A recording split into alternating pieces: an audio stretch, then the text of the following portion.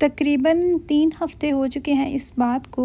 मेरे कमर में एक मख़सूस जगह पे पेन होती थी, और वो पेन ऐसे भी नहीं थी कि हर वक्त हुई जा रही है या मुझे इतनी शदीद पेन है कि मुझे पेन किलर्स का सहारा लेना पड़ रहा है। इनफैक्ट जब मैं उठती थी, उठ के बैठती थी या जैसे ही कमर मूव होती थी तो तब मुझे वो पेन होती थी। तो मुझे ये कहा गया कि हो सकता है तुम्हें डिस्क का मसला हो गया हो, तुम्हें डॉक्टर के पास जाना चाहिए चेकअप करवाने के लिए। तकरीबन 2 हफ़्ते मैंने इस बात को इग्नोर किया। मुझे नहीं लगा कि मुझे इतनी शदीद पेन है, मुझे इसका चेकअप करवाना चाहिए। लेकिन इस तरह की जैसे ही मैंने बातें सुनी, फिर मुझे भी आया, मेरे माइंड में ये डर बैठा कि कहीं अल्लाह ना करे मुझे यही इशू ना हो, तो इससे पहले कि मामलात और बिगड़ जाएं तो बेहतर है मैं चेकअप करवा लेती हूँ। सारे डॉक्टर नज़दीक हैं, किसी भी डॉक्टर के पास जाना हो वॉकिंग डिस्टेंस पे है, वो कोई दूर जाने का भी इशू नहीं था। खैर सबसे पहले मैं अपनी फैमिली डॉक्टर के पास गई, वहाँ से मैंने ओबावाइज़ुम ली। जब भी आप किसी और डॉक्टर के पास जाते हैं तो वो मांगते हैं कि आपका जो फैमिली डॉक्टर है उसकी वो एक आपको पर्ची सी बना के देते हैं जिसके ऊपर लिखा होता है कि इस बंदी को ये मसला है, तो मैं इसको आपके पास ट्रांसफ़र कर रही हूँ। खैर हमारे करीब जितने भी ऑर्थोपेडी थे उनको हमने देखा कि इसके पास जल्दी की अपॉइंटमेंट अवेलेबल है। नॉर्मली आपको जब ये वाली अपॉइंटमेंट चाहिए होती है तो आपको 3-3 महीने 4-4 महीने इंतज़ार करना पड़ सकता है।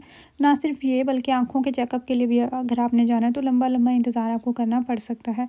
और मुझे लकीली किस्मत में मेरी ने साथ दिया और मुझे सिर्फ 3 दिन के गैप पे एक डॉक्टर की अपॉइंटमेंट मिल गई, और डॉक्टर भी वो जो हमारे घर के बिल्कुल पास था। वैसे जब भी आपको कमर में डिस्क का मसला बनता है उसकी 2 जो मेजर रीज़न्स हैं ना वो बताए जाते हैं। एक तो आपकी एज का होता है, आप उम्र के उस हिस्से में हैं, आपको ना चाहते हुए भी ये मसला हो जाता है। और दूसरा होता है कि आपने कोई बहुत ही हैवी चीज़ लिफ्ट किया।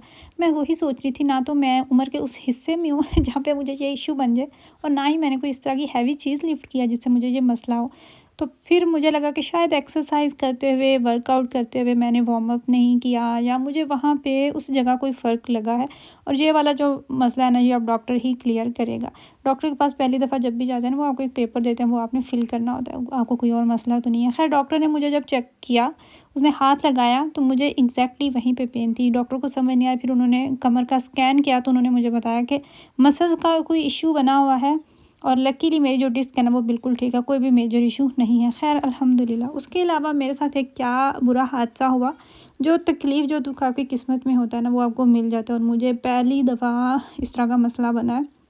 मैंने इतनी तकलीफ़ जलने की ज़िंदगी में पहली बार एक्सपीरियंस किया। अल्लाह गवाह है, मैं कहती हूँ कि वो जो 3-4 घंटे थे वो मैंने किस तरीके से गुजारे हैं ये मैं ही जानती हूँ। लेकिन मेरे माइंड में एक ही चीज़ चल रही थी कि इस तकलीफ़ के बदले अल्लाह ताला मेरे गुनाह माफ़ करेंगे। मेरी पूरे बाजू को लेके, हाथ से लेके बाजू तक मेरा वो पेन कर रहा था। मेरे हाथ पे उबलता हुआ पानी गिर गया था जिसकी वजह से मेरा हाथ जल गया। और हाथ की ये वाला जो ऊपर वाला हिस्सा होता है ना, स्किन, ये एक्स्ट्रा सेंसिटिव होती है। और ये फ्राइडे सेकंड टाइम का वक्त था जब मेरा हाथ जला। तो नेक्स्ट डे छुट्टी थी, कुछ समझ नहीं आ रही थी। टूथपेस्ट लगाई, नमक लगाया, ऊपर मैंने हनी मैंने देखा वो लगाया। फिर मैं 4 से 5 घंटे मुसलसल बर्फ़ वाले पानी के अंदर अपना हाथ रख के बैठी रही, लेकिन फिर भी निकालती थी तो ऐसे लगे जैसे किसी ने हाथ को आग लगा दिया। और मैं सोचूं उन लोगों को जो बेचारे जल जाते हैं या जो सुसाइड करते हैं, अल्लाह ताला माफ़ी दें। जले की इतनी तकलीफ़ होती है बंदा बता नहीं सकता। खैर हम नेक्स्ट डे था सैटरडे, डॉक्टर नहीं था, हम फिर इसी के से गए अपोथेका पे। मैं वहाँ पे जाके अपना हाथ दिखाया और बताया कि मुझे इस तरह का ये मसला बना हुआ है। तो उसने मुझे ये वाली जो ट्यूब है ना ये दी थी, और होपफुली ये कोई वर्क भी करे। मेरे ख्याल से 9 से 10 यूरो इसकी प्राइस थी। और फिर खाना भी हमने बाहर से ही लिया क्योंकि मेरा हाथ इस काबिल नहीं था कि मैं कुकिंग कर सकूँ या कुछ भी मैं बना सकूँ। लेकिन फिर भी शो मस्ट गो ऑन, जो काम करने वाले हैं वो तो करना ही पड़ते हैं। रोटी नहीं बनाई जाती और इस तरह की, क्योंकि पूरा हाथ जो है वो स्वेल हो गया, उंगलियों के दरमियान छाले बन गए, नीचे से भी उंगलियां जो हैं वहाँ पे सीधे हाथ से भी, और उंगलियां शॉर्ट में ये कि जहाँ जहाँ से भी पानी का गुजर हुआ ना वहाँ उसने अपने चाप जो है वो छोड़ दी और बताता गया कि यहाँ यहाँ से मैं गुजर के गया हूँ, यहाँ पे अब तुम सुर्खी देखो। अगर वीकेंड पे आपको कोई मसला हो जाता है, डॉक्टर के पास आप नहीं जा सकते, कोई बहुत ज़्यादा अगर मेजर कोई इशू हो गया ना, कोई सवेर आपको मसला हो गया, तो फिर आप एमरजेंसी में जाएँ। अगर इतना कोई नहीं है, जिस तरीके से मेरा हाथ जला है, इतना ही कोई आपको मसला है तो आप अपोथेके पे जाके वैसे भी उनको दिखा के तो मेडिसिन ले सकते हैं। बस ये होता है कि डॉक्टर जो आपको लिख के देते हैं वो फिर आपको हाफ़ पैसे देने पड़ते हैं, बच्चों के लिए तो आपको पे करना ही नहीं पड़ता, लेकिन इस तरीके से आप डायरेक्ट रहते हो तो फिर आपको फुल कीमत पे करना पड़ती है।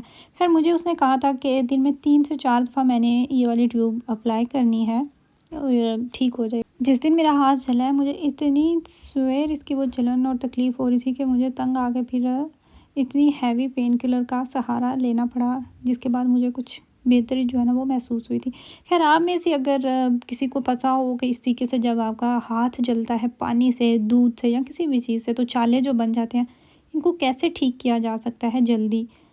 क्योंकि बहुत मुश्किल हो रहा है। बच्चे आपकी कितनी भी हेल्प कर सकते हैं, हस्बैंड आपकी कितनी भी हेल्प कर सकते हैं, बहुत ज़्यादा काम होते हैं जो आपको खुद ही देखना पड़ते हैं, जिस वजह से बहुत मसला। और वैसे भी जो इरिटेशन हो रही है, हाथ गीला करने में जो हो रहा है मसला, और अभी तो शुक्र है अल्लाह का कि ये उल्टा हाथ है, कोई मसला नहीं बना। इस तरह के जब आपके साथ केसेस होते हैं ना, आप फ़िज़िकली तो यहाँ पे रह के सारे अपने काम देख के, मतलब पाकिस्तान से दूर रह के आप स्ट्रॉन्ग हो ही जाते हैं, लेकिन यकीन करें आप मेंटली इमोशनली भी बहुत ज़्यादा स्ट्रॉन्ग हो जाते हैं। और ये वाला चेंज रातों रात नहीं आ जाता। एक लंबे अरसे तक आप इस तरह की रूटीन को फॉलो कर रहे होते हैं, आपका लाइफस्टाइल ऐसा होता है कि कुछ भी हो जाए, मरे जिए, आपने अपने काम खुद ही करने हैं, कोई बंदा आपकी हेल्प को नहीं पहुँचेगा। वो चीज़ें, वो सारा कुछ फ़ॉलो करते करते आपका वही लाइफ़स्टाइल हो जाता है। इसके बाद फिर अगर आप पाकिस्तान जाते हैं तो वहाँ पे भी आप किसी पे डिपेंड नहीं होते। अगर कोई प्यार से, अपनायत से आपका काम कर देता है ना, तो वो भी थोड़ा हैरानगी भी होती है, मुझे तो होती है। मुझे थोड़ी, ये जाती हूँ ना तो मुझे ये चीज़ें थोड़ी न्यू लगती हैं कि आपके कोई बच्चे को सँभाल रहा है, आपको खाना बना हुआ दे रहा है। लेकिन अगर कोई कर दे तो मेहरबानी, ना भी कोई करे तो ये चीज़ें फ़ील नहीं होती, क्योंकि इतनी ज़्यादा हमें आदत हो जाती है अपना काम खुद करने की। सेम ऐसे ही अभी मुझे अपने हस्बैंड की जो कबर्ड थी ना उसको सेट करना था। गर्मी वाली शर्ट्स मुझे निकाल के सर्दी वाली डालनी थी, जो कि ज़रूरी थी, क्योंकि गर्मी चली गई है और सर्दी के कपड़ों की सख्त ज़रूरत है। इसके बिना गुजारा नहीं है, क्योंकि ठंड होती है अच्छी खासी, जॉब पे उन्होंने जाना होता है तो सख्त ज़रूरत थी। मैंने फिर यही सोचा कि अभी मैं जितना कर सकती हूँ वो ये है कि कुछ शर्ट्स गर्मी वाली निकाल के अलमारी में थोड़ी सी जगह बनाते हैं, और जो सर्दी वाले अपर्स हैं, फुल बाजू वाली शर्ट्स हैं, वो डाल देती हूँ, ताकि कुछ दिन जो है ना उनका गुजारा चल जाए। इसके बाद फिर आराम से बैठ के पूरी कबर्ड की सेटिंग कर देती हूँ। और साथ साथ मैं देख रही थी कि कौन से कपड़े ख़राब हो चुके हैं, कौन से अब नहीं मज़ीद काम आने वाले, उनको भी मैं साथ निकाल के तो साइड पे लगा रही। एहतियात करनी चाहिए, ना सिर्फ बच्चों को बल्कि आपको अपनी भी एहतियात करनी चाहिए। और मुझे लगता है कि आपको अपनी सबसे ज़्यादा ख़्याल रखना चाहिए, एहतियात करनी चाहिए। अगर मदर को कुछ हो जाता है ना, खातून खाना को कुछ हो जाता है, पूरा घर बीमार, आप बीमार तो पूरा घर बीमार।